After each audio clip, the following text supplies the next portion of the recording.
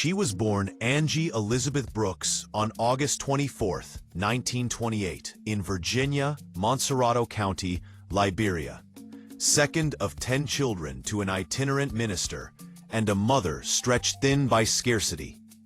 Before her name echoed in the chambers of the United Nations, it was carried in Monrovia's back streets by a girl who taught herself to type at 11, copying legal documents for money, paying her way through school, and beginning a lifelong apprenticeship to the law through the sound of courtrooms and the rhythms of argument. Fostered to a widowed seamstress when her parents could not keep her, she learned early that dignity requires discipline and opportunity rarely waits for permission.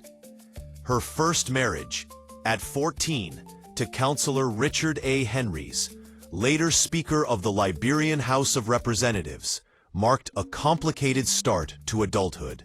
She raised 2 sons, Winston and Richard, divorced, and kept moving forward. Liberia had no law schools in the 1940s, so she apprenticed under Clarence Simpson, absorbing doctrine and procedure until she could sit for the bar. Determined to formalize her training, she won acceptance to Shaw University in North Carolina. When she couldn't afford the journey, she petitioned President William V.S. Tubman, who funded her passage, impressed by the force of will that would become her signature. At Shaw, she worked as dishwasher, laundress, library assistant, nurse's aide, whatever it took, while completing a Bachelor of Arts in Social Science in 1949. From there, she earned a Bachelor of Law and a Master of Science in Political Science and International Relations at the University of Wisconsin-Madison in 1952. Completed graduate work in international law at University College London in 1952 to 53. Received Doctor of Law degrees from Shaw, 1962, and Howard, 1967, and a Doctor of Civil Law from the University of Liberia in 1964. She joined Alpha Kappa Alpha's Eta Beta Omega chapter, linking her academic ascent with a network of Black women committed to professional excellence. Returning home in 1953, Brooks was admitted as counselor at law to the Supreme Court and appointed Assistant Attorney General, the first woman to hold the post, serving from August 1953 to March 1958. She co-founded the law department at the University of Liberia and taught law part-time, building infrastructure so future jurists wouldn't have to leave the country to learn its legal system. In 1958, she entered the Ministry of Foreign Affairs as Assistant Secretary of State, stepping onto the diplomatic stage with the same clarity she brought to the courtroom. Her United Nations journey began in 1954, when she joined Liberia's delegation to the General Assembly. Within a few years, she was Vice Chair of the Fourth Committee, Trust and Non-Self-Governing Territories, in 1956, Vice President of the Committee on Information from Non-Self-Governing Territories in 1961, and Chair of the Fourth Committee that same session. She chaired the UN Commission for Rwanda-Urundi in 1962, led a visiting mission to the Trust Territory of the Pacific Islands in 1964, served as Vice President of the Trusteeship Council in 1965, and its President in 1966, first African and first woman in several of these roles, opening institutional doors and widening the arc of decolonization with procedural mastery and moral conviction. Her leadership style mixed hospitality with resolve. Let delegates feel heard, then insist on decisions. When the presidency of the General Assembly rotated toward Africa, she campaigned continent-wide and won. In 1969, she was elected president of the 24th session, taking office in 1970, becoming the first African woman and only the second woman globally after Vijayalakshmi Pandit to preside over the General Assembly. In her acceptance speech, she urged the UN to abandon self-congratulation and press governments toward responsible action, signaling what her tenure would be: fewer empty performances, more accountable politics. Brooks linked decolonization to economic independence, arguing in committees and plenary sessions that the end of tutelage must be matched by the means of self-sufficiency. She was present at the inaugural session of the UN Economic Commission for Africa in 1959, the only African woman diplomat in that hall, adding substance to the case for African agency in global decision-making. Her voice threaded legal reasoning with development realism, refusing to separate political sovereignty from material capacity.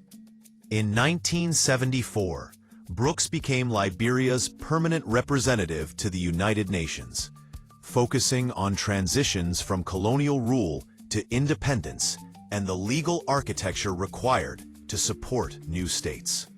She worked the slow craft of multilateral consensus while keeping decolonization's urgency in view. Independence without institutions is a promise that breaks on first contact with reality. Her life also walked a line through America's contradictions.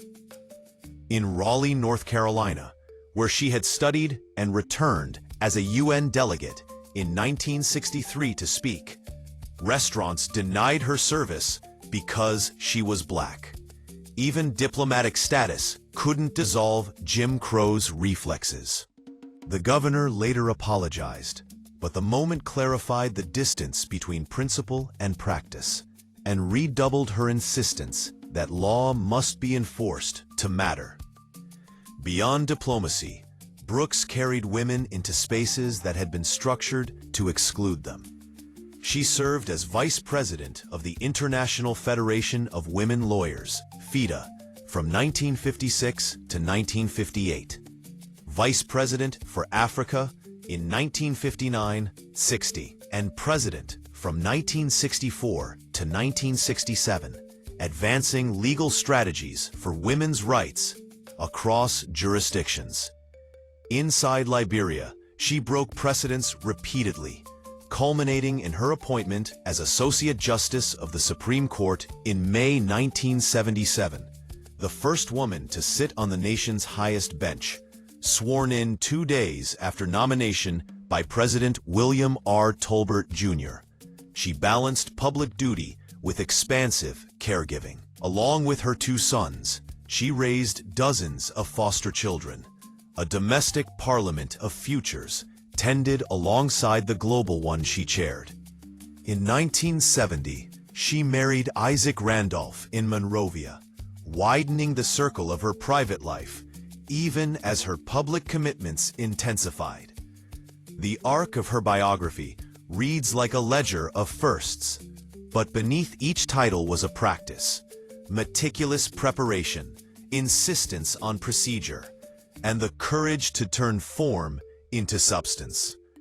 In committee rooms, she compressed speeches, shortened debates, and called votes, converting UN ritual into occasional decision. In corridors, she campaigned for African blocs, framed decolonization as a legal and developmental sequence, and reminded colleagues that legitimacy must be earned by results, not merely ceremonials. Her later years carried the same composite of service. As Associate Justice, she brought international law sensitivities into domestic jurisprudence, a bridge between treaty commitments and national application. At the UN, her tenure as permanent representative ended in 1977 when she joined the court. But the imprint of her work remained in the independence calendars of African states and the UN's evolving posture toward trust territories and non-self-governing lands. Angie Elizabeth Brooks died on September 9, 2007, in Houston, Texas, at 79. Liberia remembered the girl who typed her own way into the law, the woman who built a law department so others could learn at home, the diplomat who dared to preside over a chamber that had rarely pictured an African woman in authority, and the justice who brought a lifetime of international experience to the bench.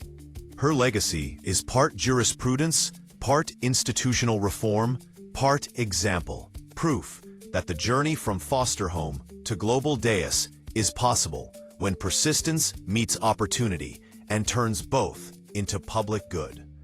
If you trace the coordinates of her life, Virginia to Monrovia, Raleigh to Madison, London to New York, you see the architecture she believed in: education as leverage, law as instrument, diplomacy as choreography for collective change. She treated titles as tools, not trophies. In a century crowded with proclamations, she delivered outcomes. And in a world negotiating its way out of empire, she helped write the minutes that made independence more than a ceremony.